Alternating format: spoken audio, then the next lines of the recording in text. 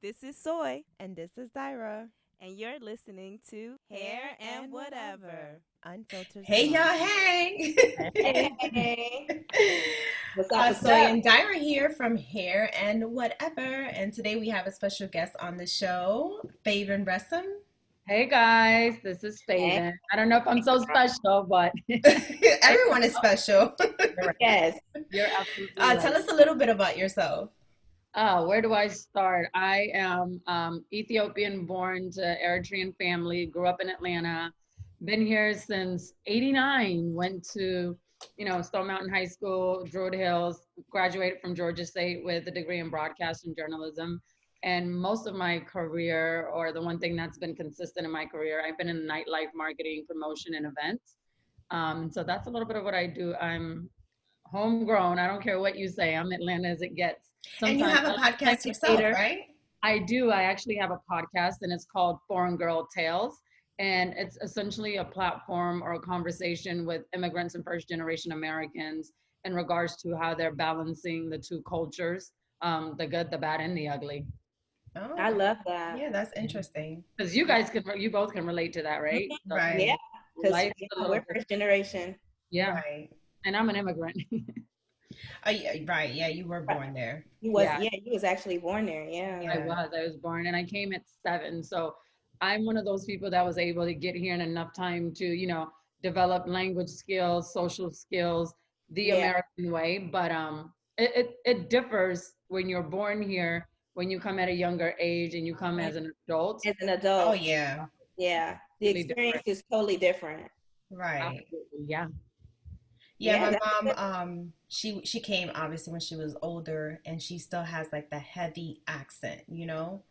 rather than me. Like, well, I was born here, well, in the Yeah. United States, and still You still Spanish have an is. accent. It's a New York accent, I gather. Yeah, yeah, it's both. It's Okay. Spanish and New York, the New Yeah. York and me. Oh, I love it. But I'm glad that you speak your native tongue because a lot right, of kids when they're born here, they have no interest, and then when they become adults, they regret not having learned or spoken the language at home. Yeah. right, right.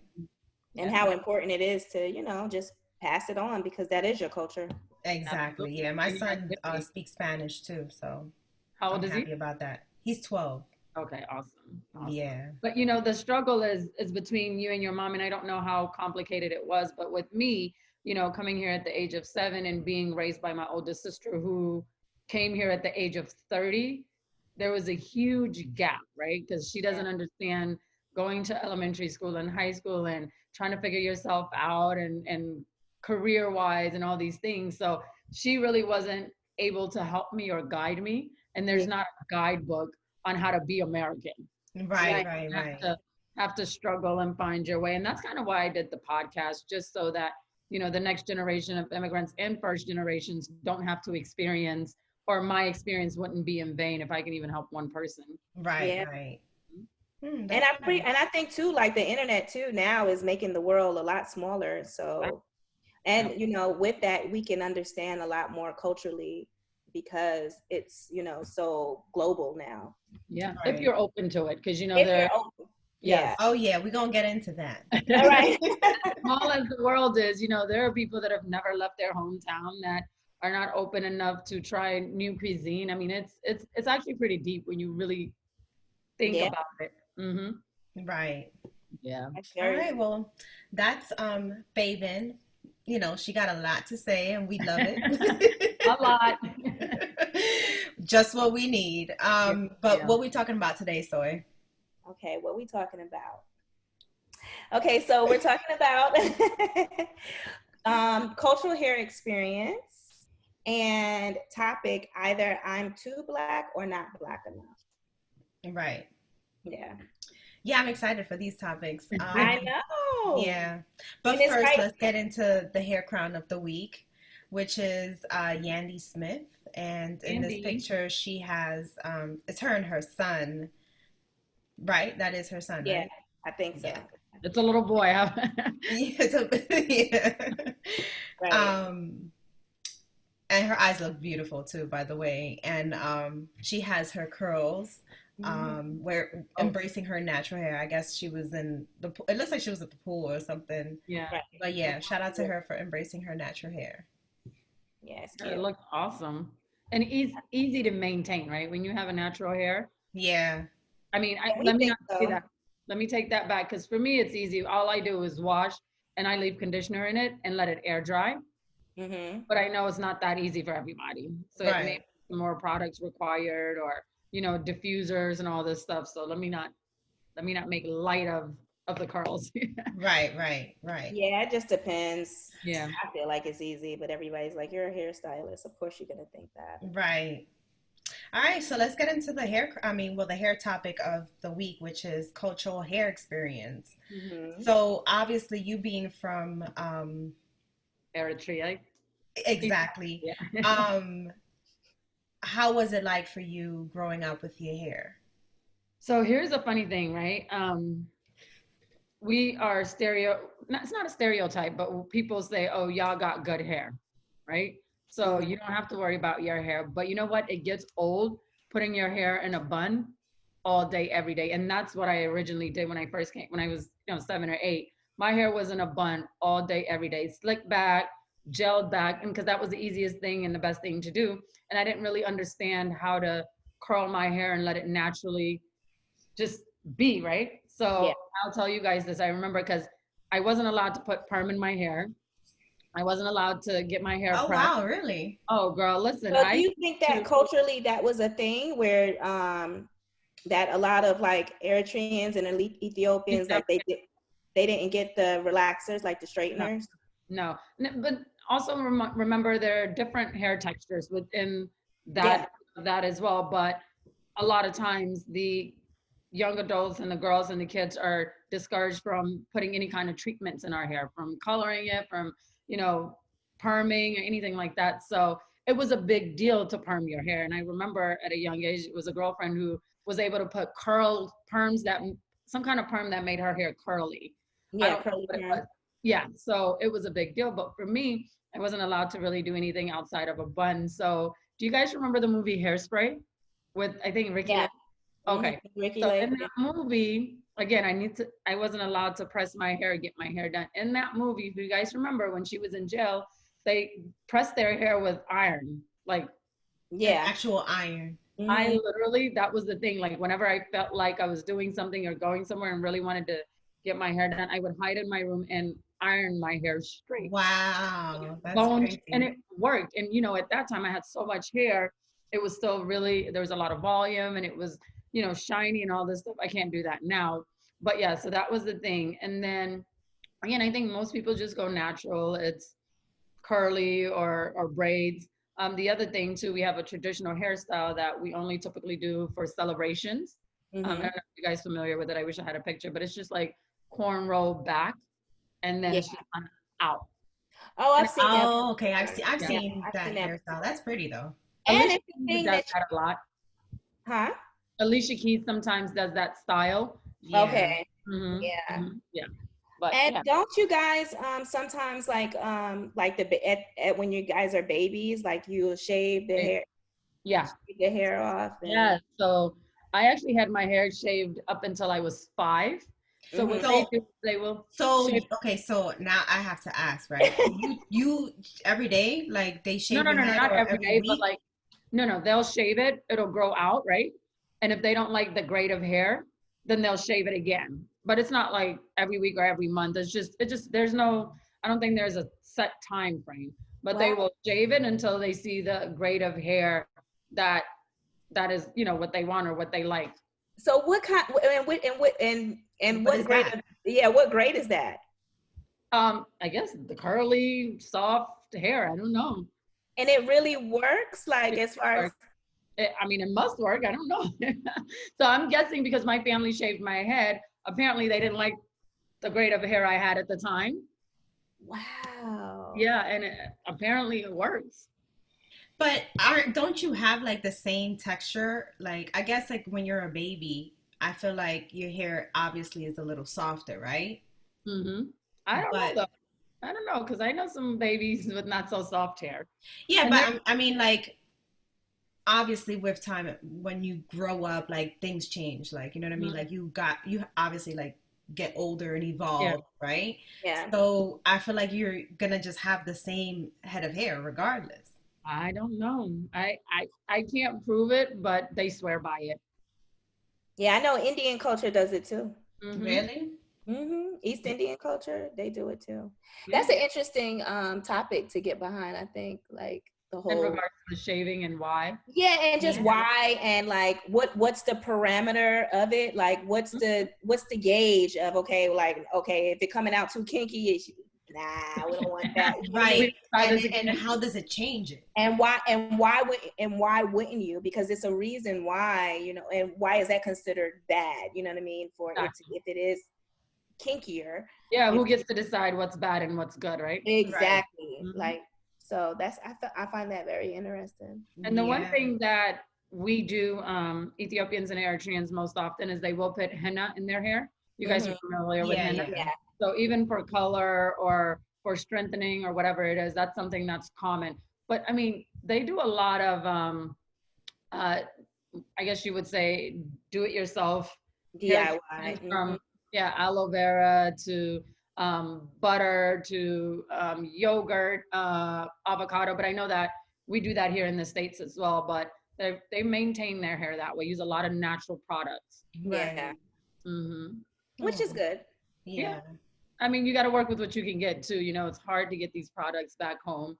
So they kind of make their own. And that's the best way, honestly. Like I always say, like God left everything in this world for us, like nutrition for our hair, for our bodies, you know, and so on.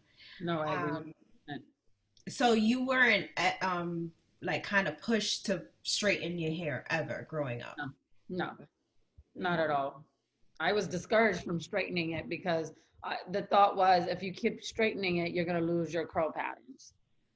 Right. Of course. Yeah.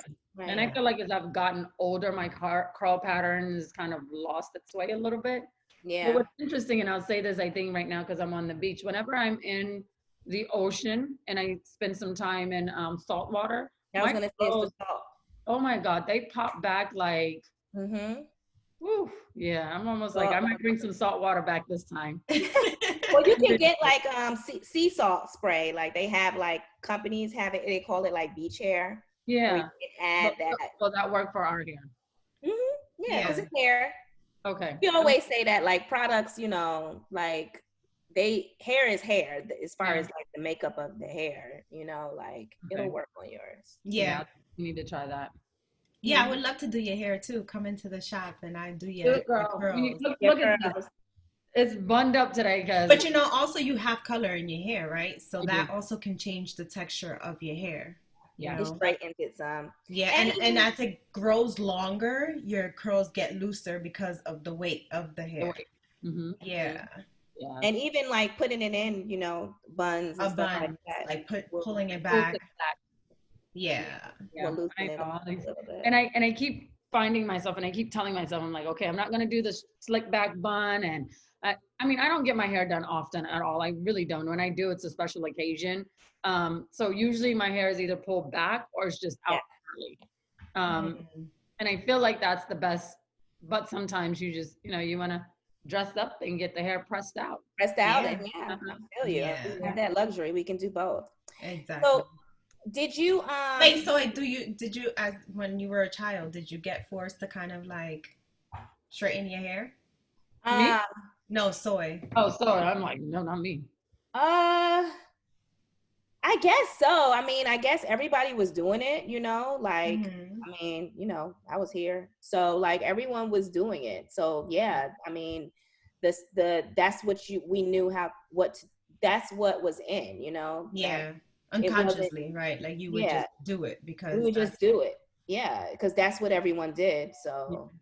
And you weren't thinking about the longevity of your hair and the health and all that at that time. So. It was like that's what we did, you know. I didn't start going relaxer free when 96. Oh wow.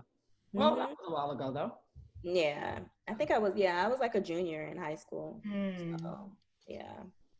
How about you, Diane? For me, my mom she embraced my curls because I had looser curls than her. So it was considered good hair. But, you know, I feel like as I grew older and I got in high school, like I wanted to wear my hair straight all the time. Like I went through a stage all through high school, and then in college is when I, you know, became and embraced my curls. You know, I wanted to like be a curly girl again. And I still at that point, like I would always have curls, but they were really loose. And now my hair is just a big fro, and I love it. You know, that's interesting. And I'm going to ask you a question. So I know, and you're Dominican, right? And Yeah. DR, there's this whole black and white situation there. Oh, yeah. So It's is big. it because of that? Huh? It's big. Yeah, that's what I was asking. Is it because of it where, you know, your curl, they didn't want you to necessarily have curly hair, or? Well, my mom, like when obviously my mom lived here, but she loved my curls. So she would always like coil my hair, and I would always have my hair curly.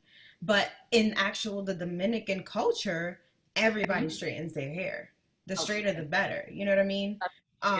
Yeah. So that's why it's like a Dominican, you're going to go to get a Dominican blowout.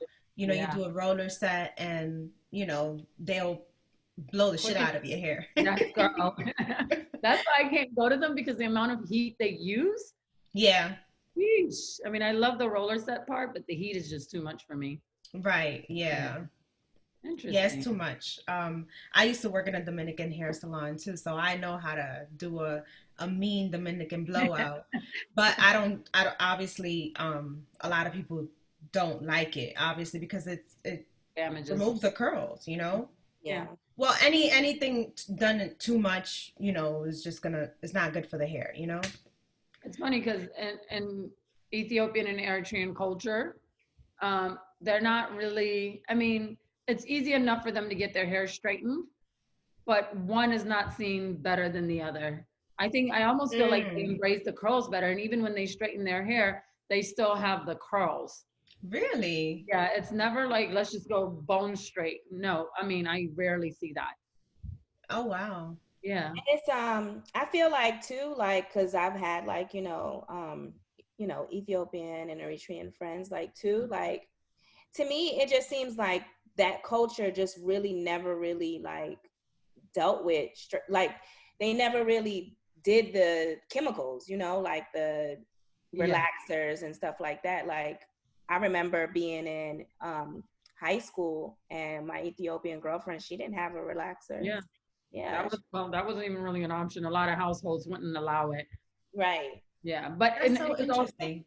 And the whole thing was, you know, like there was no desire to have the straight hair. And like, I think when you think about Ethiopia and Eritrea, wasn't necessarily a country that was influenced. Ethiopia was never colonized, so they didn't have that desire to look European. Yes. Right. So I think that definitely played a role in it. That's so good. Imagine if it was like right everywhere. Yeah. Man. Right. That just goes to show you how influenced you are. Right. By your environment. Yeah. Right. Yeah. So. Now, okay, you also said that every so often that you straighten your hair, right? Like whenever you want to, for a special occasion. Yeah. Now, do you feel like you get more attention when you wear your hair straight or curly? Like what kind of attention do you? So I feel like I get a lot more attention with my hair straight. Really? Yeah, I get a lot more attention with my hair straight. I also get, a lot of people tell me I look younger when my hair is curly. Yeah, but I definitely get a lot more attention when my hair is straight, without question. Especially Atlanta. I can't explain why, but Atlanta, for some reason, they love the straight hair. Now so when you travel other places, you feel like it's been a mix. It's been mixed. I do feel like a lot more people outside of Atlanta, my experience, they do embrace the curls, because I think it's also not so common. Right. You know, they don't see like, oh my God, you look so exotic. Yeah, like, what is that? How did you get your hair so curly? Can I touch it? Like, can I touch it? I said, like, see, Ross, like, what did you do to achieve that curl? Yeah. Right. It's called genetics. It really depends on what part of the country or what part of the world you're in on how they kind of the feedback. I remember my girlfriend and I were in Thailand and she had braids, she had really long braids, and I had curls, and they were mesmerized by her braids. They literally wanted to take pictures. Oh, wow. I'm like, Lord. It was like they didn't see anything. What is this? Yeah, they're like, I've seen this before. Never seen it before. Are you Beyonce? I think are you Beyonce? And I was like, oh Lord. Wow. Traveling the world is so important. Getting out of your comfort zone is so important. I agree. Yeah. I agree. I mean, I know you, Soy, you don't wear your hair curly at all, right? No, but I used to. The whole lot. I wore my boys or girls? You have boys or girls? I have both. I have two girls and then one boy. Does your daughter wear it curly? Well, the youngest does. The oldest doesn't. How old is she? So the oldest is 18 and she doesn't wear her hair curly. And then the 18-year-old girl, go ahead. Yeah. And the 13-year-old doesn't. She wears her hair curly. Okay. The majority of the time she wears her hair curly. It's kind of a cycle, right? When we're younger, we love the curly, and then as we get older, the straight hair is more acceptable or more embraced. And so we want to go that route. But then we get older again, and you get to really know yourself, and now you're like, I want my curls back. Exactly. And I think because I've done everything, and I've like, I feel like I was at the beginning of the whole, oh my God, let's just wear your hair natural. You know what I mean? And like, that's what I did for years, is wear my hair curly. Right. Now I'm just like, easy. I want something than that. And I think that's where we are, like, you know, as a culture too. Now, like, I think it's shifted a little bit because it was all about like embracing with the curls and natural hair. But now, like, I still see like women cutting their hair off, going pixie short, putting on relaxer, and, you know, just embracing something different. And as women, I feel like we always want to change up. Like, I'm doing this for the rest of the summer. You're gonna say it's a lie, Soy, but yeah, it's a lie. You're gonna keep it up. But this is easy. So I'm tired of seeing my curls, right? So I just want something different. So instead of putting like a color or experimenting with color, I'm doing these all summer. Listen, I've done it. I remember throughout college and my young adulthood, like, I have colored my hair every color you can think of. I've been purple and green and burgundy and blonde and every shade. Now I'm just kind of like, that was a period. So when I want, I'm like, am I gonna cut my hair off? What am I gonna do now? Because I've done every color. What's the next move? Right. Like, what's the season? Like, it was a season for all of that, and now you're like, what's next? What's next? You got to get that little motivation of, you know, or an inspiration, like inspiration. Yeah. Like stages in life where you go through something and it's like, okay, well, now I'm gonna, you know, because I cut my hair off and it grew, and now, okay, I've been curly, right? So now it's like, okay, well, I'll do braids now for the whole summer. Well, it looks good on you. I like it. Thank you. I do. So, Dayra, do you feel like you get more attention, like, with it straight, or? It depends on the person, right? So from certain family members, like, because obviously it's like, oh, you know, your hair is curly and you look, you know, but to me, I love my my curls. Like, no one is gonna take that away from me, you know? But I get a lot of people out here or just everywhere like, oh my God, you know, I love your curls. Like, what do you do? Like, I get stopped. Like, actually in Whole Foods, you have a lot of Ethiopian and Eritrean people that work there. So they're always asking me, oh my God, like, what did you do? Like, how did you achieve this? And I give them the rundown, and they always have their hair up in a bun or something like that. Easy peasy. But I feel like I get more attention with my curls. Really? Okay. Yeah. Because it's like a big fro. Okay, so yours is really big. Yeah, and I like make it, like, I pick it out and stuff. So you have I love big hair. Yeah. So when people ask me the same thing, when they're like, well, how do you get your curls like that? And I'm like, just leave conditioner. And I truly, that's really what I do. Like I'll wash it, you know, while I'm in the shower, I'll just put conditioner throughout my hair and I'll put a bag over it while I'm showering. And once I get out, I just let it air dry. So maybe I need a routine to kind of up my curl game. Yeah, you can. You definitely will like see a difference. Like obviously you're just conditioning. Yeah. So if you like stop conditioning and do deep conditioning, it has to say deep conditioner or hair mask in order for you to really deep condition. Okay. So that's one. So that's what I do every time I shampoo, especially if you have color, right? So then I go in and I do the lock method, which is a leave-in conditioner, an oil. Let me take some notes. Talk about the oil. An oil and a cream, and then based on like the hold that I want, I'll either go in with a mousse or a gel. Now because it's summer, like I'll go in with a humidity control gel, and it'll extend my wash and go for longer. And the key through everything, like all this, while I'm applying the product, is water. Like making sure your hair is annoyingly wet. So I have I part it and I section it and I put water, and then a little bit of everything that I'm using is a little bit, because the water is going to help it kind of like, you know, go through your hair. Yes. And then I'll comb through it, and then I'll let it air dry or use a diffuser. In your case, you can just air dry.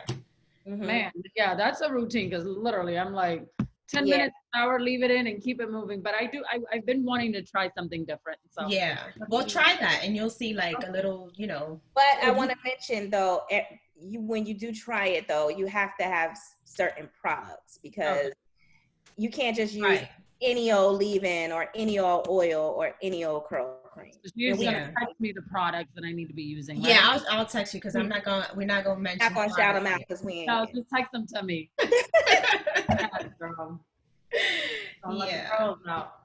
What do you think about? And let me ask you this, since we're talking about hair, the Miss Jessie products. Yeah, let me tell you why I asked. Okay, I've never like used them. I was at my my sister-in-law's house, and my curls weren't really, you know, defined. So like, oh, let me put it in your hair. And so she mixed, what's the other one? Kinky Curly or something. One of them. She mixed two of the products and put it in my hair, and it was curly. And then she gave me a little bit to try at home. And yes, there were curls, but my hair was dry. I don't like my hair to be dry. Right. Yeah. And when I do it with conditioner, it's not like that. But for whatever reason, this product really dried my hair out. And I was like, about that. All of these companies, you know, depends. Everyone is not formulated, you know, well for our hair. We find that a lot of products that are marketing towards us for textured hair are too heavy, you know, or just not formulated right for our hair. And products you shouldn't feel a product in your hair, you know, when you touch it. It shouldn't feel like that up in my hair. As product. Yeah, you shouldn't feel that. Like you can achieve the same thing with good quality products. And your hair will last long. Come into the shop and I got you, girl. Okay, girl, I'm coming. And I can show you, like I can just train you and show you like what to do at home. And really like it, you know, it really depends. If you're saying like you use conditioner and that's okay for you, like your hair routine won't be long at all. It may sound like it's a lot, but it really isn't. I'm sure. Yeah. Do everything in the shower and go. Good for you. Yes, right. So obviously, Soy, you prefer to wear your hair straight now, right? Yeah, right now. Right now. Easy breezy go to. Yep. Just, you know, straight, wrap it when I feel like it. And even in the summer? Yep, in the summer. I'm in a straight stage right now. Good for you. I don't know how you keep your hair straight in this weather, though. It's so humid.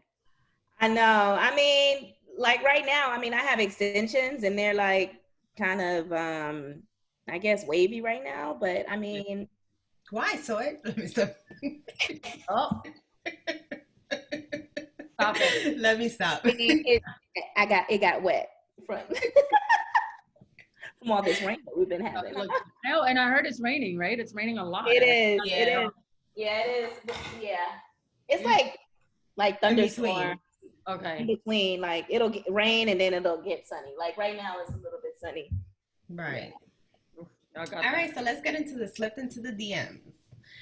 We have Olivia from Virginia. She's asking, does your hair stop growing at a certain length? Soy. Sometimes it does, depending on your texture. You know, and I think we went over this, and we have a whole show about a show about it. Like hair doesn't stop from growing, right? No, it doesn't stop from growing out the scalp, but it does. It stops maintaining its length on some people's hair. Like it'll get to a certain length and it just won't grow anymore for some reason. Like, and it will grow, but it won't. It will grow. Good. It won't keep right. It will grow out your scalp, but you won't retain the length.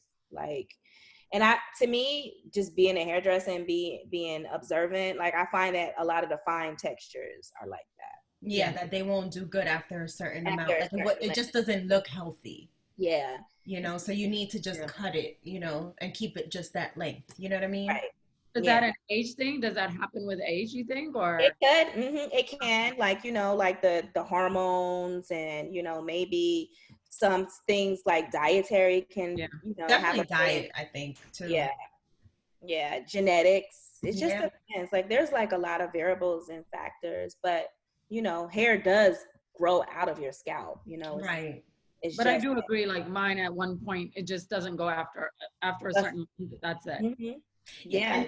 And there are certain things that you can do to retain that length. Like we said earlier, deep conditioning, and obviously, you know, having a silk bonnet, silk scarf, you know, to, you know, instead of having certain things like the pillow rubbing against your hair, that'll make your ends split more, so you'll have to cut more. Color, color, right? And then I feel like using an oil in my ends, you know, when my hair is longer, helps kind of like retain that length because it makes it kind of like smooth. And I'm not saying a lot of oil, right? And not all oils are created equal, right? Only Royal Hair Goddess oil is created, which is my oil. Yes, girl. I'm gonna have to try it out. I go very basic. So the night before I'm planning on washing my hair. The night before I'll put coconut oil throughout my hair and my ends. Go to sleep and then I wake up and wash. You need Royal Hair Goddess oil. I'm so basic with my hair. I gotta do better. We got you, girl. We got you. I'm counting on it. All right, so let's get into the whatever topic, which is either I'm too black or I'm not black enough. Yeah. Interesting. It is. And what do we mean by that? Yeah, what are we saying about Soy, about I'm too black, I'm not too black, or, you know, I'm too black or not black enough? Yeah, exactly.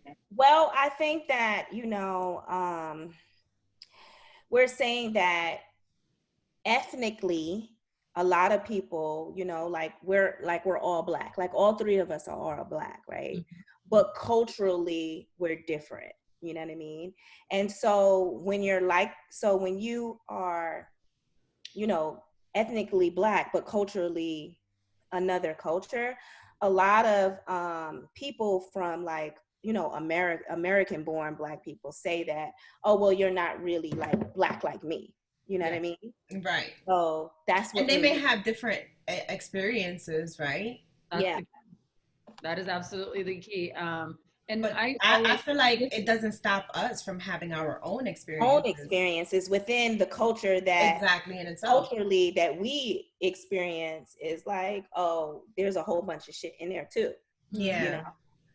So I have to explain to a lot of people, you know, a lot of and it depends on who you're talking to, but I have experiences where people are like, oh, you don't identify as black, or you don't want to be known as black, da da da da, and that's not the fact. The thing is, I come from a continent where 85%, 88% of the people are black. Right. We don't identify by the color of our skin because everybody's black, not just the country, but the continent. So we identify by our ethnicity. So me saying I'm Ethiopian or Eritrean or Somalian or Nigerian is not saying I'm not black. But it's just saying culturally, this is who I am. I'm a Nigerian culturally. right, yes. And that's the difference. Like even when you think about it in Asia, right? People don't say, oh, I'm Asian. They say I'm Chinese, I'm Indian, I'm Japanese, I'm Korean. So Right. it's different. But it is somewhat of a struggle, especially with me in elementary school. They're like, oh, you're not black. Oh, you're not black. Oh, you're not black. I'm like, well, what am I? You know, because you have the mindset you're either black or white. Yeah. Right. And you have to But, categorized into one or the other. and I think that's an American thing. You know, It is absolutely an American thing, because in the 90s and 89 when I came, you didn't see a lot of diversity. Right. And so you either, it was one group or the other, and it was and you need to pick and choose, like who you gonna go with, you know. And I feel like a lot of, you know, like Caribbean, Latino people still have that same thing. It's just like, okay, well, you need to choose, like, who you want. No, they don't tell you need to choose. You gotta say you Dominican, and like, especially in my culture, right? Yeah. Like, for me growing up, I never said I was black. Like, shit, I never even, like, you can't even speak about, like, oh, well, are you black? Like, that's not even a thing. Like, I feel like until this day is an insult to say I'm black to some people in my family, right? Like, and obviously it's not black, right? It's more like you're part African or whatever. Like, you have African in you, because black, what is black? You know what I mean? Yeah. Here's let me, and I want to talk about that, especially, you know, in light of what's happening right now. You find a lot of black non-Americans, right? Like we're talking about Africans or Dominicans or Latinos or whatever. And I'm not saying us in this generation, but the generation before us didn't have an experience with Black Americans. Their idea, their stereotype was based on what the media portrayed. And what did the media portray Black people as? And the only way they saw them was in the movies or the news, or it was never in a positive light. It was, oh, they're either the pimps or the prostitutes or the thugs or the killers or this. So that's all they had. And because they didn't have an experience in a relationship or a friendship with anybody of Black American culture, they took that and they ran with it. So then what happens is when either they come here or they've been here for a while, they try to create distance between Black American and them as a culture. Yeah. Right.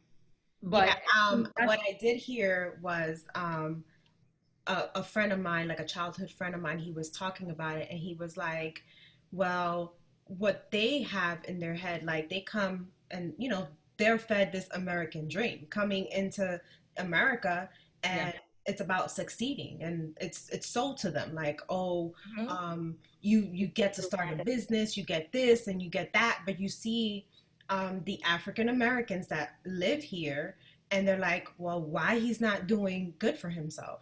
That's where people get the mentality, oh, they're lazy. Exactly. They don't realize and don't understand the system. The systematic racism that has been here, that has, you know, it's part of the culture. It's part of the American culture. Yeah. Right. Yeah. Because they come and they're like sold that, oh my God, this is the land of milk and honey. Like, you know, why aren't they? And I don't understand why these Black Americans are not doing so well. That is exactly. And then they have this hatred towards them because, you know, like I go into it with my stepfather, and he's like, we've all had that battle. I remember having a battle with my family, and I'm like, but you don't have any Black friends. You do not, you know, you don't go to school with them, and you're not playing, like, so you don't really know. Your stereotype is based on what the media and society has been feeding you since day one. And I get really passionate and angry about it. And I think as I got older, I just got over talking to or trying to get my family to see. Yeah. But it really, like, when you come here, they're told, keep your head down, stay out of trouble, stay away from Black people, and you will have everything that you want. And to the point where it's just like, oh, don't even live by them. Like, don't live by them. Like, no, like. Right. And then, like, you know, even in my culture, right? Like, they say, like, you know, you got to marry someone who's light skinned, or to kind of make the whiten up the race. Yeah, to marry up, right? To like better up the race, and you know, in essence, right? And to me, that's wrong. Like, shit, the blacker the better. The blacker the sweeter the juice, right? Right. But yeah, it's almost like when you think about it, if you ask most foreign women, doesn't matter if they're from Russia or Ethiopia or Libya or whatever, if you ask them if they bring home a man, would their family be more accepting of a white man versus a black man? I think you both know the answer to that. Right. It's not right in any way, shape, or form, but it's just, again, I hate this narrative, and I think what's happened is that Black people have not been able to tell their own narrative. It's been told by everyone else but them. And obviously Exactly. that has changed in this last decade, when you see shows like How to Get Away with Murder and Insecure and things like that, where people are actually getting a chance to look at and see Blackish, Black. mixish. Yes. Yeah. Blackish, mixedish, and all that stuff. Right. So I think there's a shift happening right now. There is.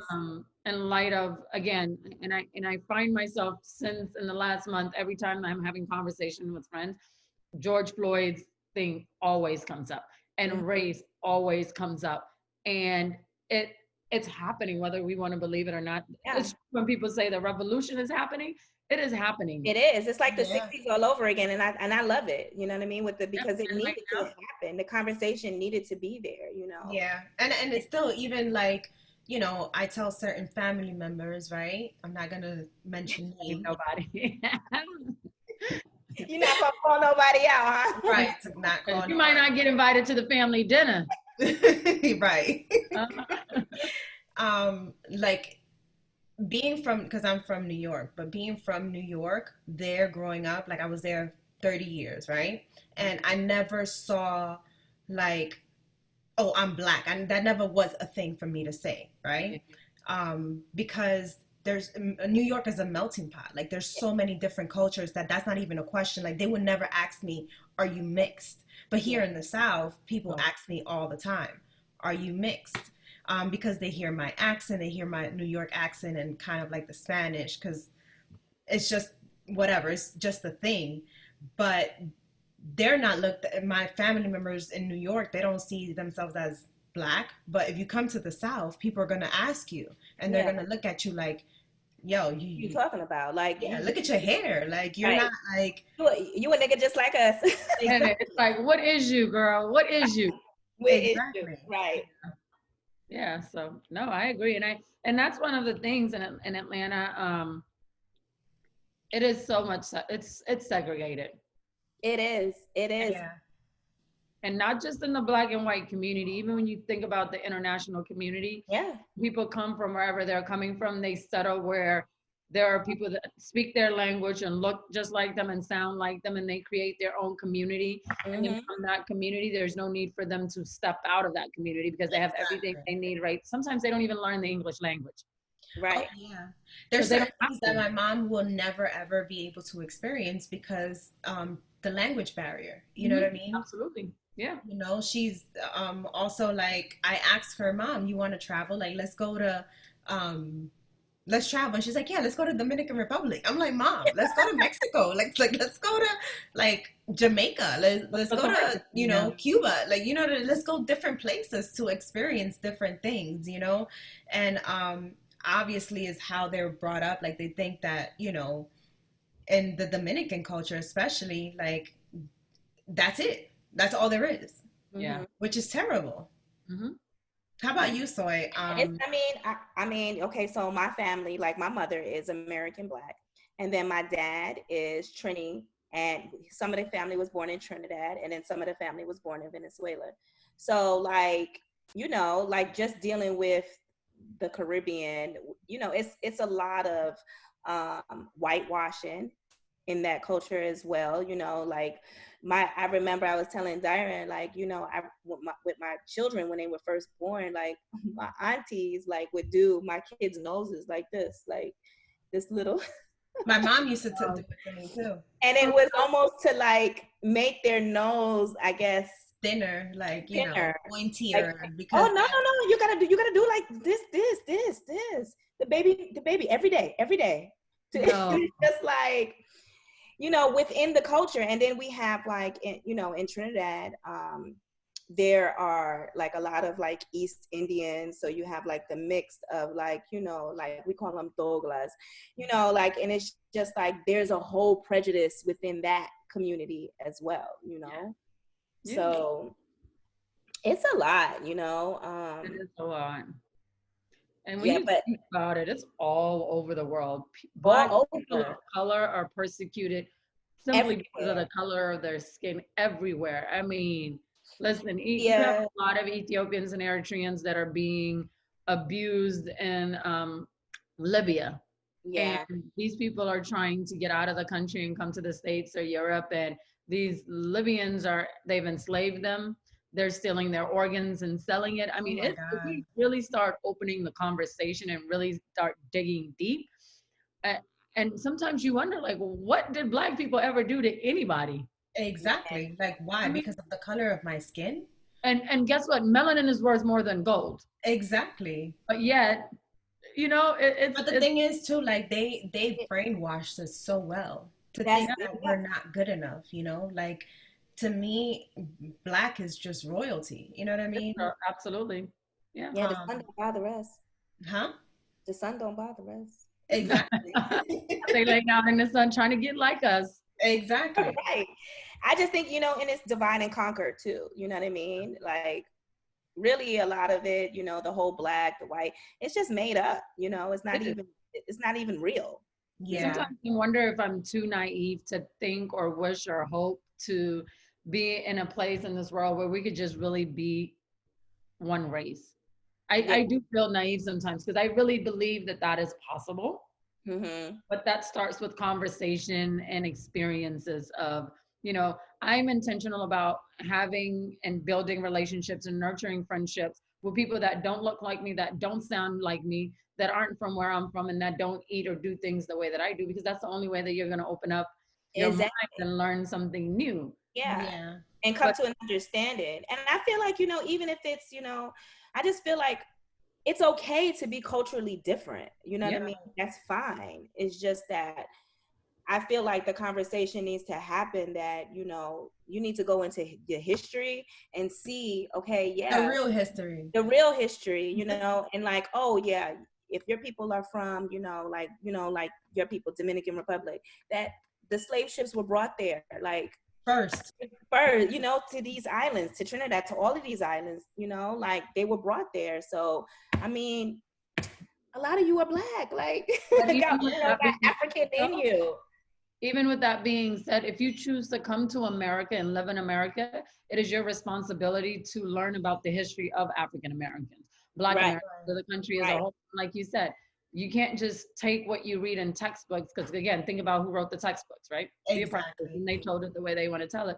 So you have to take the initiative and the responsibility to dig deep and to learn as much as you can about the real story. Mm-hmm. That's an individual's responsibility. No one is responsible for feeding you that information. If you make the choice to live in America, then you have to understand the history of America on Yeah. all sides. Right. Yeah. Mm-hmm. Yeah, I did my ancestry DNA, and that was a big eye opener for me, because you know what makes me Spanish, right, is that The from language. Spain, right? And according to my ancestry DNA, I'm only 14%. And that shifted from the first time that I did it because more people have been doing it. So it changes over time. But I'm more African than I am from Europe. And yeah. Yeah, or from just Europe, because I'm like everywhere. Like Portugal, Mali, Nigeria, France, Middle East. Like I'm all over the place. Wow. So to me, that was a big eye opener, because to me, I was Dominican. Mm-hmm. And that's what my mom and dad and everybody taught me, like in my family. And You see, know? with us, we never do 23andMe or anything, because everybody's like, well, you know what you are. You're Ethiopian and Eritrean, and that's all good. Right. But I will never forget, in high school, I had a teacher, and she was Black Power, like, you know, all of that. And she would reiterate and make sure to remind me, she's like, you're not Black. You're not Black like us. You're mixed with Arab, and Ethiopians are mixed with Arab. And so it was always, she was trying to take away my Blackness. And Your be like, blackness. you're not as Black as we are. And I'm like, well, I am from the continent of Africa. Right. I would beg to differ, Exactly. you know, Yeah, like I beg to differ with you, but you know, you have that as well. Yeah, you're not Yeah, black you do. enough. Like Yeah, that, that's the and thing. You're yeah, not black enough. yeah, Yeah, like you're not black enough. Like let's, like that's what we're, talking up this conversation, because it's just like you have those people that are like, oh well, no, you're not as black as me. yeah, and it'll be an insult to certain African American women to say I'm black, Mm-hmm. right? Like that's like a slap in the face. Like, girl, You ain't But black. the crazy thing is, like, as far as like the people who are here, who are African American, like, they're mixed too, like with all different kind of stuff. You know yeah, what I mean? So it's just like they just don't know. they just don't know it. And because I was telling Dyer, like this guy, I was talking to, he's from Nigeria, and he was just like, you guys in America are, yeah, y'all are black, but y'all not like black like us. You know what I mean? So it'll go both ways. He Yeah. was like, because y'all are like more, more mixed than y'all, not like us black. And I'm like, oh wow, it's just like, damn, we all from the African We all thing. get along for real, for real. And if you think about it, right, we all cook kind of like the same foods, but call Yeah. it different names, right? Like, certain things that you've mentioned in your culture. So like, I'm like, oh yeah, but that's That's this. that. Right. Exactly. Like it's another name for it. Exactly. And even traditionally, right? Mm-hmm. Certain practices that certain people do within their cultures, like voodoo, right? Exactly. Yeah, it's called, or what do they do? Soy in Brazil. Capoeira. Like it's just different things that they've used and kind of like done their own thing and practices over the time, you know? Yeah, 'cause a lot of that stuff is from Europe, Yoruba traditions, and they kind of just remixed it. You know, Exactly. and here's another thing that I try to get people to understand is, yes, like a lot of West African traditions blend into the Caribbean and Mm-hmm. the African American, but Africa as a continent is literally like 4 different continents. So you have the Right. north of Africa, which is very, Arab-like, and then you have East Africa, and then you have South, and then you have West Africa. So with you saying that, yes, the tradition of West Africa really blends in with the American and the Caribbeans, and Yeah. then North blends in with the like Middle Eastern, and Or then East Africa Indian. blends in East Indian, Indian. a little more Indian. So I don't know where South blends in, but maybe they have their own thing. Yeah. But that's the thing. You're right. Like when you just bring us all together, it's so beautiful, and it's so many just beautiful cultures and dances and music and people, but we have to learn to embrace that and to love that. Yeah, Yeah. within our own, like the human Yeah, race, we separate each other, you know? yeah. When Like we're I said, just conquer one, and divide and conquer. yeah, Yeah. And it Mm-hmm. was done on purpose, Yeah, very yeah. true.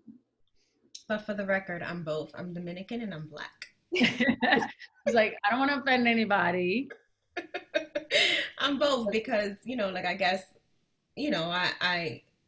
I'm always like looking towards like, the Dominican culture. Like I do Dominican dishes and stuff like, but overall like my race, my like all the gene makeup. Ethnicity. Yeah, But Dominican is your culture.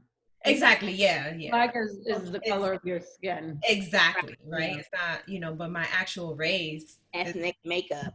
right, it's everywhere. Yeah. Yeah. I'm Dayra.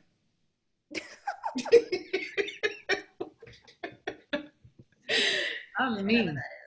Yeah, I'm me, Yeah. I'm human. All right, well, I guess that's it. Awesome. But Thank you for having me.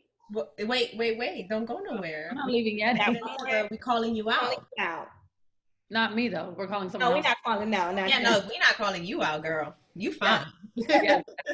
But we calling you out is either positive or negative. In this case, is positive. We have this. I guess her name is Miss Brim, and she's wrapping her hair up in a scarf. And I guess you can do this right, like when it's time to shampoo, like your curls are old, and it looks really nice. When she puts it up, you could oil your scalp too. Put some oil and put a Ugdo do an updo, right? Or if you get tired of you wearing your hair down and you want to right, especially during the summer because you don't want your hair on your neck or something like that at it's the a beach. cute little look. And it looks really good though. Yeah, I like it pretty good. Yeah.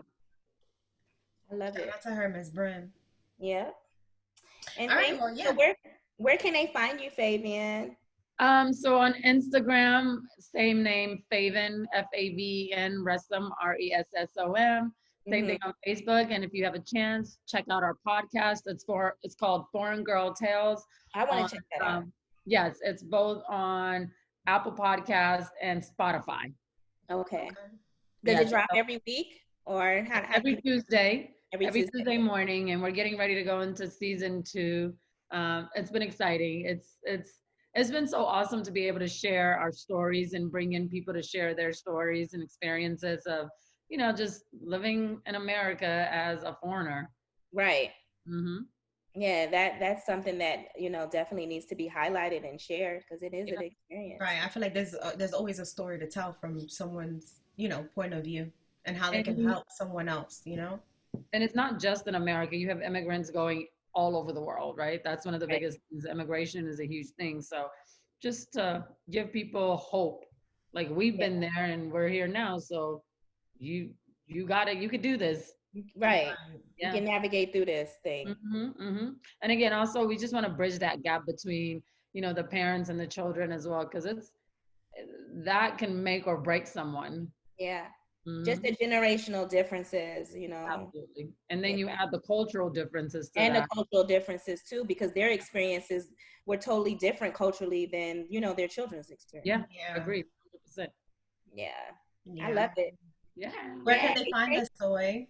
They can find us on YouTube at Hair and Whatever Podcast, on all platforms, IG, Spotify, Apple Podcasts, Google Podcasts, everywhere. Everywhere. Just look up Hair and Whatever Podcast and you guys can find us. Exactly. And slip into our DMs. Yes. Questions, comments, concerns. All that good stuff. Feedback, all of that good stuff.